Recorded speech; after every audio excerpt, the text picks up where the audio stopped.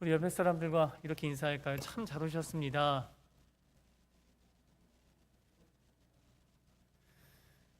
이제 조만간 날이 좋아져서 이제 마스크도 벗고 예전 얼굴들을 다 보면서 서로 인사하고 또 함께 기도하고 함께 예배하고 또 찬양하는 날이 속히 왔으면 좋겠습니다.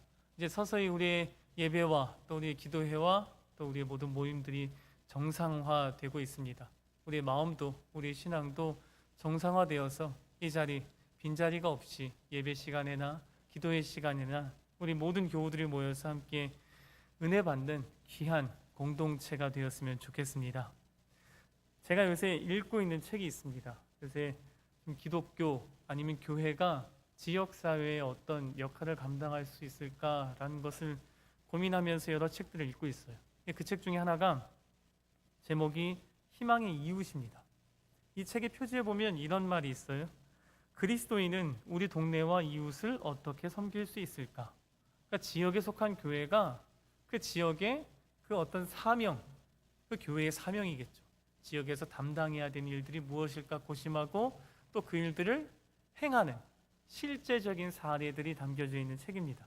물론 이건 우리나라에 관련된 이야기가 아니라 미국에 관련된 미국 저자가 쓴 책이기 때문에 미국의 여러 교회들의 이야기들이 나와 있죠. 근데 재미난 것을 하나 발견했어요. 여러 가지 교회들의 이야기고 또 교회가 담당하는 사역이 다 다릅니다. 다양해요. 어떤 데는 노숙자, 어떤 데는 교통, 어떤 데는 어린이, 어떤 데는 교육, 어떤 데는 사회시설, 뭐 이렇게 여러 가지 사역들을 담당하는데 그 사역을 시작하게 된 계기가 있겠죠. 그 출발점, 이게 참 유사합니다. 그 유사하다는 게 뭐냐면 하나님께서 각 교회에 담당하는 교인이거나 아니면 교역자거나 아니면 그 일들에 관심을 갖는 누군가를 세우는 거죠. 물론 관심을 갖는 누군가를 세운다라는 표현보다는 그 사람의 눈에 그 일이 딱 들어오게 만드는 겁니다. 우리도 일상을 살면서 이런 때가 있죠. 이런 계기를 경험하게 됩니다. 어떤 계기냐? 내가 평범하게 지나갈 때에는 아무 생각 없이 지나갔어요. 아무런 관심도 없었고 그냥 스쳐 지나가는 일입니다. 아니면 스쳐 지나가는 사람이거나 대상이에요. 그런데 꼭 유독 그날만큼은 그 자리를 똑같이 지나가는데 그게 눈에 들어올 때가 있어요. 그 사람이 눈에 들어올 때가 있습니다. 맞죠? 그럴 때 있죠. 바로 그럴 때가 이 사역의 출발점이었다는 거예요. 이런 계기를 통해서 관심을 갖게 되고 관심을 갖게 되니까 왜 이러지? 라는 문제점을 알게 되고 그 문제점을 공유하는 사람들이 모이게 되고 또 그 사람들이 어떻게 하면 우리가 저들을 도울 수 있을까라는 생각 끝에 사역의 현장이 이제 시작된다라는 거예요. 참 재밌지 않습니까? 실제적인 예로 어떤 교회는 노숙자들에게 관심을 갖기 시작했어요. 뭐 그 교회가 세워진 이래로 노숙자가 그때 갑자기 급증해서 노숙자가 우리의 문제구나 라고 생각했던 게 아닐 겁니다.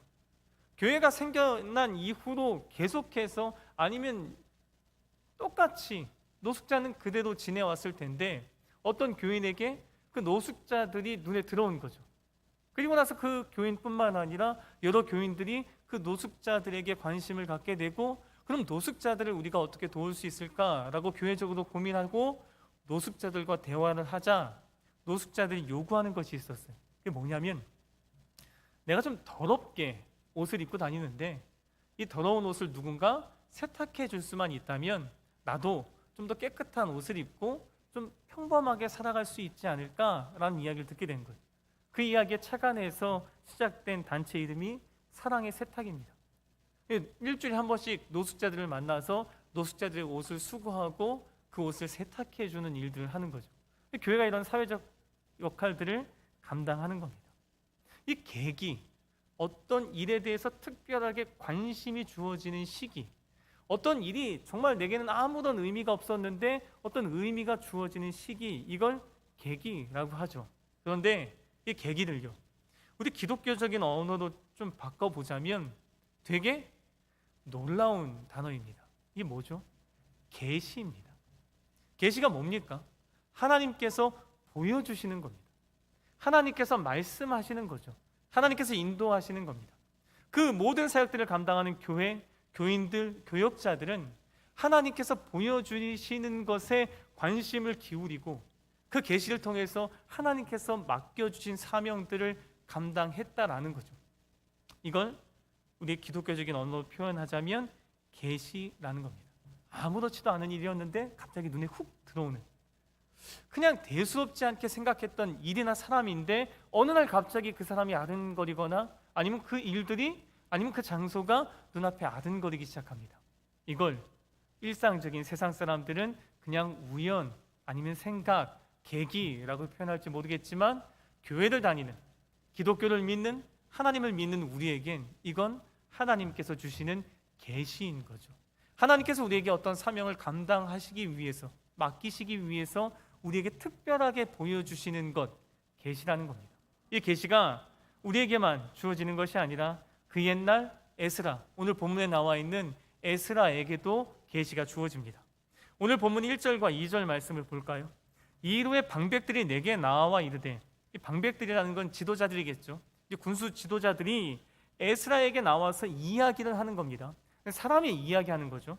이스라엘 백성과 제사장들과 레위 사람들이 이 땅 백성들에게서 떠나지 아니하고 가나안 사람들과 헷 사람들과 브리스 사람들과 여부스 사람들과 암몬 사람들과 모압 사람들과 애굽 사람들과 아모리 사람들의 가증한 일을 행하여 그들의 딸을 맞이하여 아내와 며느리로 삼아 거룩한 자손이 그 지방 사람들과 서로 섞이게 하는데 방백들과 고관들이 이 죄에 더욱 으뜸이 되었다 하는지라. 얼핏 보면 어떤 사람이 지금 우리의 상황이 이렇습니다라고 보고하는 내용 같지만 이건 세상 사람들의 판단이고 세상 사람들의 평가겠죠. 그러나 하나님을 믿는 사람에게는 누군가가 주어지는 이 메시지가 하나님께서 주신 계시인 겁니다. 에스라에게 특별하게 하나님께서 맡겨주신 사명이 있기 때문에 이러한 소식을 접하게 하는 거죠. 이 기나긴 이야기입니다. 여러 민족들이 나오고 지금 이스라엘 백성들이 귀한 공동체 예루살렘에 돌아와서 하나님의 백성으로 살아내지 못하는 안타까운 삶의 모습이 담겨 있죠. 근데 이 기나긴 이야기 중에서 아마 에스라에게는 두 단어, 이 두 단어가 매우 크게 들렸을 겁니다.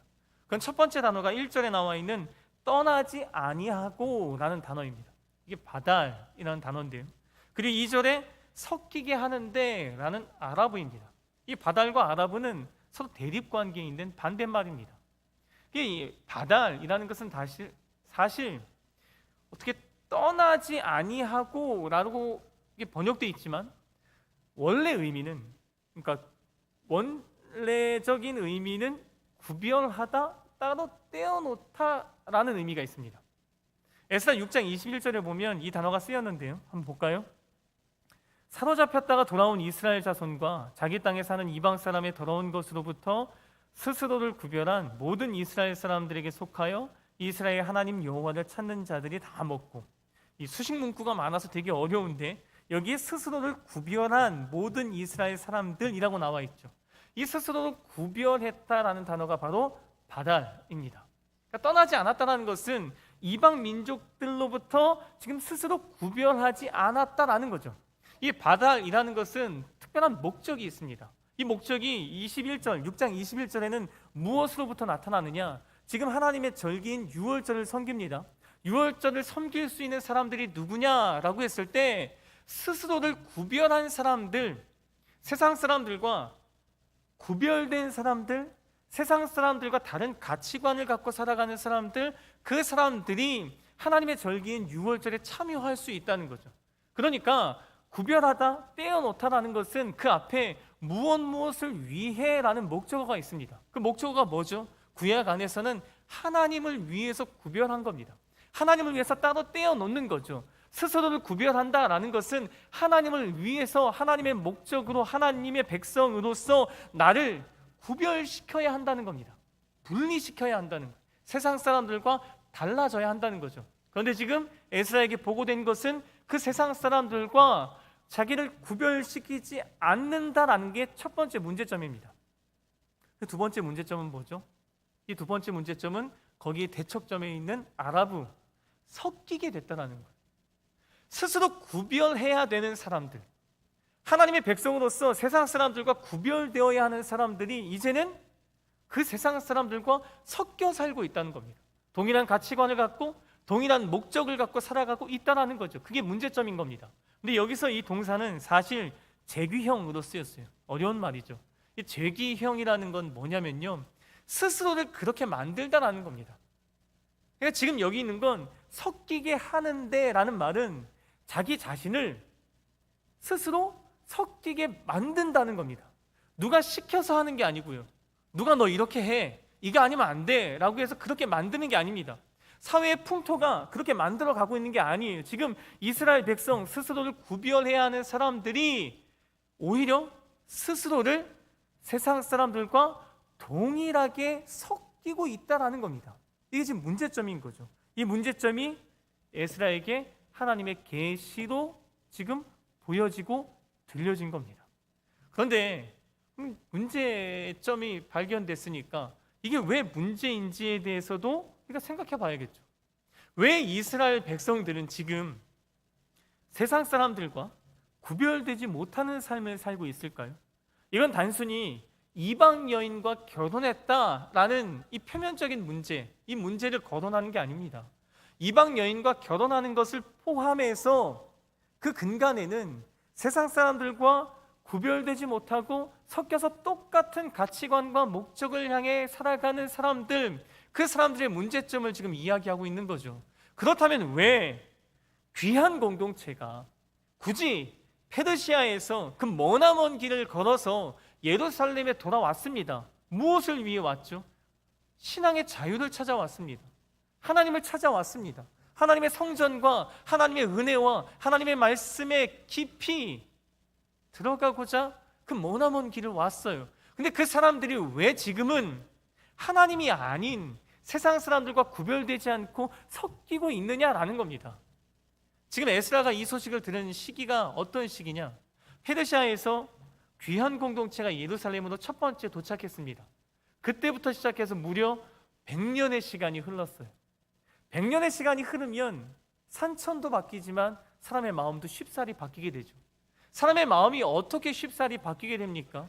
처음에 왔을 때는 열정이 가득했습니다. 기쁨이 가득했고 감사가 가득했어요. 하나님, 내 고향에 하나님께서 보내주시다니 이 얼마나 큰 은혜이자 얼마나 큰 감사입니까? 매일을 찬양하고 매일을 제사하고 매일을 예배해도 부족할 만큼 기쁨과 열정과 감사가 가득 넘쳤겠죠. 그런데 시간이 지나면 이런 것들이 시들해져 갑니다. 마치 우리의 신앙이 처음 하나님을 만났을 때는 뜨거워졌다가 그 뜨거움이 조금씩 사그라드는 것처럼 이들의 신앙 또한 조금씩 사그라들겠죠.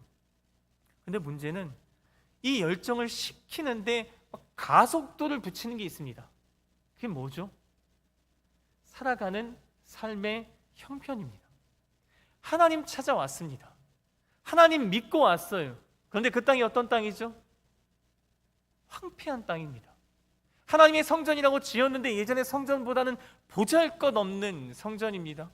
그렇다고 이 100년의 시간이 흘러가면서 삶이 막 발전하고 부흥하고 막 삶의 요소들이 풍요롭고 은혜롭고 이러지가 않은 거예요. 늘 형편없음을 계속해서 유지하는 겁니다. 살기가 힘든 거죠. 살기가 힘들어지면 힘들어질수록 이 열정이 사그라들고 열정이 사그라들면 사그라들수록 눈에 들어오는 게 있습니다. 뭐죠? 우리도 가끔 눈에 들어오는 게 있습니다. 교회 열심히 다니다가 정말 이 힘든 삶과 나의 기도 제목이 응답받지 못하는 그 상황에서 눈에 들어오는 게 있죠. 뭡니까? 교회 안 다니는 사람들이 행복하게 사는 거예요. 하나님 믿지 않는 사람들이 나보다 형통하게 사는 겁니다. 그들이 눈에 들어오죠. 그러면 우리의 마음에 한 가지 유혹이 생깁니다. 나도 저렇게 살아볼까? 나도 한 번만 저렇게 결정할까? 나도 한 번만 저렇게 선택할까? 나도 주일 쉬지 말고 일할까? 나도 예배 시간 줄이고 그냥 일터에 나갈까? 나도 헌금을 줄이고 하나님께 드리는 것보다 내 삶을 위해서 투자할까? 이런 유혹들이 다가오죠. 마찬가지입니다. 지금 이스라엘 백성들이 이 총체적인 난국 어려움 가운데에서 하나둘 유혹에 넘어가는 거죠. 나도 한 번만, 아니야 이번만 두 번만, 세 번만 이러다가 점점 더 세상 사람들과 융화되는 겁니다. 그 마지막 지점이 바로 이방 여인과 결혼하는 겁니다. 왜 이방 여인과 결혼하겠죠? 당연히 이방 여인, 그 땅에 터를 잡고 이미 기반을 세운 사람들과 결혼하면 사는 것도, 경제적인 여유도 생기지만 그 땅에 이미 기득권으로 자리를 잡고 있기 때문에 그 땅에서도 좀 평안하게 살 수 있습니다. 문제는 거기서 끝나지 않는 거죠. 이스라엘에서 이미 결혼한 사람들, 아내가 있는 사람들이 자기의 아내를 버리고 새롭게 결혼하는 겁니다. 이방 여인과. 무엇을 위해서? 자기의 유익을 위해서, 자기의 평안함을 위해서. 그래서 자기의 자녀들, 믿음으로 길러내야 되는 그 자녀들을 이방 여인과 결혼시킵니다. 자기의 평안을 위해서, 자기의 유익을 위해서. 이러한 일들이 하나 둘씩 시작되기 시작하니까 그들의 삶 가운데 열정은 사라지고, 그들의 삶 가운데 신앙은 사라지고, 그들의 삶에서 세상과 구별되지 못하며 세상 사람들과 똑같은 가치관을 갖고 살게 되는 겁니다. 지금 이 계시가 에스라에게 들어왔습니다. 근데 그때가 언제입니까? 9장 1절 처음에 보면 2일 후에라고 되어 있죠. 2일 후에라는 것은 8장의 사건이 일어난 다음이라는 겁니다. 근데 이 8장의 사건이 일어난 그 다음의 사건이 언제 일어나느냐? 4개월이에요. 에스라가 예루살렘에 도착하고 나서 4개월의 여정은 성경에 기록되어 있지 않습니다. 에스라에게 이 4개월 동안 어떤 일이 있었는지, 에스라가 무엇에 관심을 두었는지 기록하지 않아요. 그런데 성경은 분명 9장 1절에 2일 후에라는 이 4개월이라는 시점을 기록하고 있습니다. 왜인지 아십니까? 이게 바로 하나님의 계시라는 분명한 목적을 갖고 있고 그 목적을 언어로 표현한 겁니다. 4개월 전에는 이 이스라엘 백성들이 사람들과, 세상 사람들과 구별되어 살았을까요? 아닙니다. 에스라가 예루살렘에 도착했던 그 시점은 이미 이스라엘 백성들의 신앙 공동체가, 신앙의 정체성이 무너진 상태예요. 이방 여인과 결혼했고 자녀까지 낳은 상태입니다. 그때나 4개월이 지난 지금이나 변한 건 없어요. 그런데 유독 4개월이 지난 이 시점에 하나님께서 계시로 에스라에게 이 사건을 들려주신 겁니다. 보여주신 거예요. 이 계시를 통해서 하나님께서 맡겨주신 사명, 하나님께서 맡겨주신 일들을 감당하라라는 하나님의 메시지이죠. 그럼 만약 여러분이 에스라라면, 이런 계시를 받았습니다. 그럼 여러분은 어떻게 하시겠습니까? 저는 곰곰이 생각해 봤어요. 내가 에스라라면 이 하나님의 계시를 받았습니다. 하나님의 백성이 정체성을 잃어버리고 이방 여인과 결혼하면서 세상 사람들과 똑같이 살고 있어요. 그럼 나라면, 내가 에스라라면, 내가 총독으로 온 에스라라면 어떻게 했을까? 딱 한 가지 방법이 떠올랐습니다. 그 시대에 살고 있는 그 모든 지방 관리들을 다 집합시키는 거죠. 그리고 나서 책임을 추궁하는 겁니다. 야, 이 모양 이 꼴이 된 게 언제부터냐? 누구 때문이냐? 무엇 때문이냐? 너희들 그동안 뭐 했냐? 라고 책임을 추궁하는 겁니다. 아마 대부분의 사람들이 생각하는 방법이 여기서부터 시작할 겁니다. 그런데 에스라는 달라요. 하나님의 계시가 하나님의 백성에게 주어진다면 이 에스라가 하는 방법을 우리가 잘 유심히 살펴봐야 합니다. 왜냐하면 세상 사람들은 이러한 일들을 대처할 때 세상적인 방법으로 대처합니다. 어떻게 해요? 제가 생각하고 말씀드렸던 것처럼 사람들을 모으죠. 그 사람들에게 책임을 추궁하고 비난하면서 새로운 길들을 모색하자고 회의를 엄청나게 하겠죠. 그런데 하나님의 백성은 하나님의 계시가 들려오거나 보여졌을 때 그 대처하는 방법이 다르다는 겁니다. 9장 3절을 볼까요? 내가, 에스라가 이 일을 들었습니다. 지금 이 소식을 듣고 나서 관리들을 소집하고 책임을 추궁하고 비난하고 힐난하는 것이 아니라 속옷과 겉옷을 찢고 머리털과 수염을 뜯으며 기가 막혀 앉아 있었습니다. 다르지 않습니까? 우리의 생각과 세상의 방법과 세상의 방식과 너무나도 다르지 않습니까? 지금 에스라가 취한 방식은 무엇입니까? 지금 가슴을 치면서 그 자리에 주저앉은 겁니다. 왜 주저앉았죠? 이것이 저 사람의 문제가 아닌 겁니다. 이것이 그들의 문제가 아닌 거예요. 이것이 그들의 죄악이 아닌 겁니다. 이게 곧 나의 죄악이자 나의 문제이자 나의 아픔으로 다가온 겁니다. 그러니 내가 옷을 찢고 그리고 가슴을 치며 수염을 띠드며 기가 막혀 주저앉아 있는 거예요. 하나님의 계시는 이렇게 작동합니다. 하나님의 계시는 누군가를 향해서 비난하고 책임을 전가하거나 책임을 추궁하는 일로 나타나지 않습니다. 하나님의 계시는 계시를 받은 모든 사람들에게 이 일이 너의 일이 아니라, 이 일이 그들의 일이 아니라, 이 일이 그들의 아픔이 아니라 나의 아픔으로 다가오게 하는 힘이 있는 겁니다. 이게 뭔지 아십니까? 이게 바로 하나님의 마음입니다. 에스라가 죄를 지었습니까? 에스라가 이방 여인과 결혼했습니까? 아닙니다. 엄밀히 따지자면 에스라에게는 죄가 없죠. 그럼에도 불구하고 에스라가 가슴을 찢으면서 한탄했던 이유가 있습니다. 그것이 무엇입니까? 저들이 못나서 저들을 비난하고 힐난하는 겁니까? 그들의 죄악을 지금 책임을 추궁하고 전가하는 겁니까? 아닙니다. 지금 에스라는 하나님의 눈으로 그 상황을 바라보는 겁니다. 하나님의 눈으로, 하나님의 마음으로 그들을 바라보는 거죠. 하나님의 눈으로 그 상태를 바라보자 그것이 곧 나의 일이 되는 겁니다. 그 아픔이, 그 죄악이 곧 나의 아픔과 나의 죄악이 되는 겁니다. 하나님의 계시는 이런 방식으로 작동합니다. 하나님께서 무언가 우리에게 보여주십니다. 하나님께서 예전에는 관심을 두지 않았던 일인데 관심 갖게 하십니다. 예전에는 그냥 스쳐 지나갔던 일인데, 아니면 사람인데 그 사람이 눈에 아른거리거나 아니면 그 상황이, 그 일들이 자꾸 생각나게 하세요. 그것은 하나님의 계시입니다. 그럼 그 계시를 받으면 어떻게 해야 되죠? 비난하고 힐난하고 문제점을 찾고 이 일에 대해서 책임을 추궁하고 전가하는 것, 그것이 먼저가 아니라 그 일과 그 대상과 그 사람을 바라보는 하나님의 마음을 헤아려야 한다는 겁니다. 그 하나님의 마음을 헤아리자 에스라는 비난하거나 힐난하거나 아니면 책임을 추궁하거나 책임을 전가할 수가 없었던 거예요. 왜냐하면 그 일이 곧 나의 일로 다가왔기 때문입니다. 그래서 어떻게 하죠? 6절에 보면 이렇게 기도합니다. 나의 하나님이여, 내가 부끄럽고 낯이 뜨거워서 감히 나의 하나님을 향하여 얼굴을 들지 못하오니 이는 우리 죄악이 많아 정수리에 넘치고 우리 허물이 커서 하늘에 미침이니이다. 우리의 죄악이라는 거죠.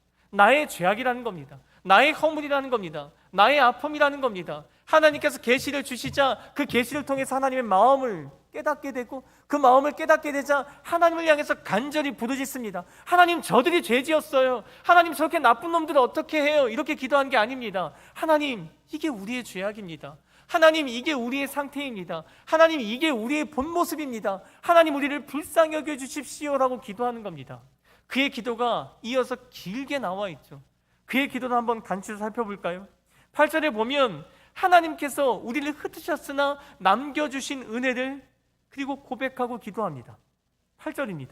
이제 우리 하나님 여호와께서 우리에게 잠시 동안 은혜를 베푸사 얼마를 남겨두어 피하게 하신 우리를 그 거룩한 처소에 박힌 못과 같게 하시고 우리 하나님이 우리 눈을 밝히사 우리가 종노릇 하는 중에서 조금 소생하게 하셨나이다. 그 나라를 흩으셨고 그 나라에서 민족들을 흩으셨지만 그럼에도 불구하고 은혜를 베풀어 주셔서 남기셨다는 거죠. 그 남긴 사람들이 페르시아에서 어떻게 됐죠? 9절입니다. 우리가 비록 노예가 되었사오나 우리 하나님이 우리를 그 종살이하는 중에 버려두지 아니하시고 바사 왕들 앞에서 우리가 불쌍히 여김을 입고 소생하여 우리 하나님의 성전을 세우게 하시며 그 무너진 것을 수리하게 하시며 유다와 예루살렘에서 우리에게 울타리를 주셨나이다. 이제 하나님께서 우리에게 은혜를 베푸셔서 이 머나먼 길을 되돌아오게 하시고 성전을 짓게 하시며 또 그 성전 안에서 살게 하신 그 은혜를 고백하고 기도하는 거죠. 그뿐입니까? 그럼에도 불구하고 죄를 짓고 있는 그들의 죄를 적나라하게 고발하는 게 아니라 그것이 우리의 죄, 나의 죄임을 고백합니다. 10절입니다. 우리 하나님이여, 이렇게 하신 후에도 우리가 주의 계명을 저버렸사오니 이제 무슨 말씀을 하오리? 할 말이 없다는 거죠.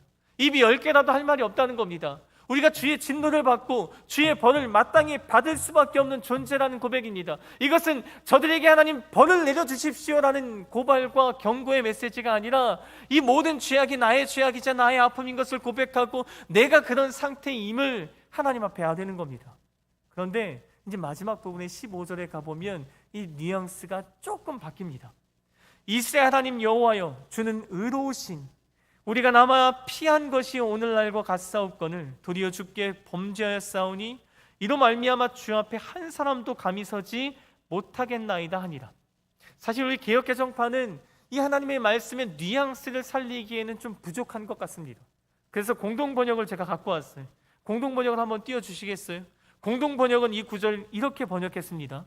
여호와 이스라엘의 하나님이여, 하나님께서 만일 너그럽지 않으셨던들 오늘 우리는 이렇게 살아남지 못했을 겁니다. 이런 죄를 지니고 어찌 하나님 앞에 나서겠습니까? 죄를 지닌 것들이기에 이렇게 하나님 앞에 엎드렸습니다. 뉘앙스가 다르지 않습니까? 지금 어떤 뉘앙스죠? 우리는 하나님 앞에 살 수 없는 존재, 이제 절망적이고 소망이 없는 존재입니다 라고 고백하는 게 아닙니다. 우리는 하나님 앞에 죄를 지은 존재, 하나님 앞에 얼굴을 감히 들 수 없는 존재이지만 그럼에도 불구하고 하나님께서 이때까지 은혜로 살려주셨으니 한 번만 더 우리에게 은혜를 베풀어 주시고 우리의 죄악을 용서하시며 우리의 삶 가운데 역사해달라는 하나님을 구하는 기도 아닙니까? 이 기도를 통해서 하나님께서 그들 가운데 분명 역사하십니다. 오늘 여러분의 삶에, 여러분의 눈에 가끔 아른거리는 것이 있을 겁니다. 여러분의 입에 자주 오르락 내리락 하는 것이 있을 겁니다. 그것이 어떤 사람일 수도 있고요, 그것이 어떤 일일 수도 있습니다. 교회의 어떤 일, 가족의 어떤 일, 직장의 어떤 일, 아니면 직장의 어떤 사람, 가족의 어떤 사람, 교회의 어떤 사람일 수도 있어요. 부정적인 일일 수도 있고 긍정적인 일일 수도 있습니다. 그리고 세상의 어떠한 풍조, 세상의 어떠한 상황, 정치와 경제와 여러 가지 것들이 여러분의 마음 가운데 계속해서 울려지고 들려지고 보여지는 것이 있을 거예요. 그것을 세상 사람들은 계기, 우연, 기회 아니면 그냥 들려지는 소식이라고 할 수 있습니다. 그러나 하나님을 믿는 저와 여러분에겐 그건 하나님의 계시입니다. 에스라에게 들려왔던 그 계시처럼 하나님께서 여러분에게 어떠한 계시를 주고 계십니다. 그 계시에 여러분은 어떻게 반응하고 있습니까? 참 안타까운 것은 이 코로나 시기 때문인지 아니면 세상이 점점 더 악해져 있기 때문인지 모르겠으나 지금 우리 입에서 나오는 말들은 에스라가 반응했던 것과는 상반된 모습으로 반응할 때가 너무나 많다는 거죠. 우리 입에서 비난이, 우리 입에서 힐난이, 우리 입에서 책임 추궁이, 우리 입에서 책임 전가가 얼마나 많이 나오고 있는지 모릅니다. 비단 이 세상 사람들만 그렇게 사는 것이 아니에요. 교회를 다니는 하나님을 믿는 하나님의 백성인 우리들 또한, 저 또한 마찬가지입니다. 그 일들을 볼 때마다 왜 저렇게 살지? 저들은 왜 저렇게 살지? 저 사람 왜 저렇게 행동해? 저렇게 행동하면 안 되는 거 아니야? 저러니 저렇게 살지? 라는 비난과 힐난과 책임 추궁과 때로는 책임 전가가 너무나 많이 난무하고 있어요. 오늘 에스라를 보십시오. 그게 하나님의 계시라면 하나님의 계시는 그런 방식으로 작동해서는 안 됩니다. 어떻게 작동해야 되죠? 가슴을 뜯어야 돼요. 가슴을 쥐어짜야 합니다. 그 일이 나의 일이 되어야 하고 그 죄악이 나의 죄악이 되어야 하고 그들의 아픔이 나의 아픔이 되어야 합니다. 왜죠? 하나님께서 그들을 그렇게 바라보고 계시니까, 하나님께서 우리에게 그 마음을 품게 하시니까, 하나님께서 우리에게 그 마음을 보여주시니까, 그 마음을 말씀해 주시니까 우리 또한 그 마음을 품고 그렇게 되어야 합니다. 그런데 우리는 하나님의 계시를 무시한 채 세상 사람들과 똑같이 반응하고 있지 않습니까? 오늘 이 시간 여러분에게 들려지는 것, 여러분에게 보여지는 것이 있다면, 여러분에게 반복적으로 나타나는 것들이 있다면 그것이 하나님의 계시인 줄 알아. 하나님께서 그 일을, 하나님께서 그 사람을, 하나님께서 그 대상을 어떻게 바라보시는지 한번 헤아려 보십시오. 하나님의 마음을 품게 해달라고 기도해 보십시오. 그리고 그 일과 그 사건이 나의 아픔과 나의 눈물과 나의 죄악인 것으로 고백하여 진심 어둠으로 하나님 앞에 기도해 보십시오. 하나님은 분명 역사하실 것입니다. 그 역사가 에사에는 나와 있지 않지만 역대하 7장 14절, 우리가 잘 알고 있는 말씀, 솔로몬이 성전을 다 짓고 나서 하나님께서 솔로몬에게 해주신 그 말씀을 통해서 우리는 그 결과가 어떻게 나타날지 알고 있습니다. 내 이름으로 일컫는 내 백성이 하나님의 백성이죠. 그들의 악한 길, 그들의 죄악, 자신의 죄악이 아니라 하나님께서 계시로 보여주신 이 세상의 죄악, 아픔, 눈물, 그 모든 것에서 떠나 스스로 낮추고 기도하여 내 얼굴을 찾으면 내가 하늘에서 듣고 그들의 죄를 사하고 그들의 땅을 고칠지라. 이게 하나님께서 약속하신 결말 아니겠습니까? 우리의 가정 가운데 눈에 아른하는 것이 있습니까? 우리의 직장 가운데 눈에 아른거리는 것이 있어요? 우리의 교회 가운데 눈에 아른거리는 것들이 있습니까? 우리의 세상 가운데 자꾸 입에 오르락 내리락 하는 것들이 있습니까? 그것이 하나님의 계시입니다. 그 계시를 하나님의 마음으로 품고 기도해 보십시오. 그러면 하나님께서 약속하신 것처럼 여러분의 가정을 하나님께서 고쳐주실 것입니다. 여러분의 사회와 직장을 하나님께서 고쳐주실 것입니다. 여러분의 교회를 하나님께서 고쳐주실 것입니다. 이 믿음으로 이 시간 우리가 받은 그 계시대로 함께 기도했으면 좋겠어요. 우리 기도에 앞서서 이 말씀으로 되어진 찬양이 있죠. 이 찬양을 같이 불렀으면 좋겠습니다. 이 찬양을 부를 때 그냥 눈앞에 스쳐가는 것들, 나와 아무런 상관도 없이 그냥 자연스럽게 생각나는 것이라고 생각하지 마십시오. 혹시 이 찬양을 부를 때 생각나는 사람이 있거든. 이 찬양을 부를 때 떠오르는 세상의 풍조가 있거든. 이 찬양을 부를 때 우리 눈에 아른거리는 교회에 어떠한 것들이 있다면, 교회에 어떤 사람이 있다면, 직장에 어떤 사람이 있다면, 가정에 어떤 사람이 있다면, 가정에 어떤 문제가 있다면, 이 찬양을 부르면서 그들을 향한 하나님의 마음, 그곳을 향한 하나님의 마음을 품게 해달라는 그 마음으로 찬양을 부르십시오. 그리고 함께 기도하십시오. 그러면 분명 이 찬양, 이 말씀의 약속처럼 하나님은 여러분의 기도에 응답하시고 그 땅을, 그 교회를, 그 가정을, 그 사회를, 그 직장을 고쳐주실 것입니다. 우리 찬양 같이 불렀으면 좋겠습니다.